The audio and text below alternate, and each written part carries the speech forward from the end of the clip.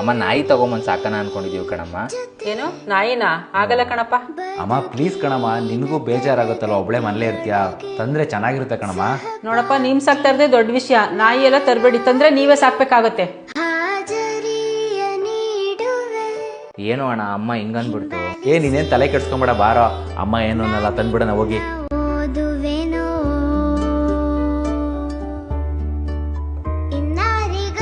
ನನ್ನ ಮಾತು ಎಲ್ಲಿ ಕೇಳ್ತೀರಾ? ಕೊನೆಗೂ ತಂದ್ಬಿಟ್ರಾ?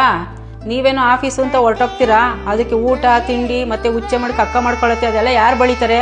ಹೇಳಿದ್ ಮತ್ತೆ ಒಂದು ಸ್ವಲ್ಪನಾರು ಕೇಳಿದ್ರಾ? ಏನಾರು ಮಾಡ್ಕೊ ಹೋಗಿ.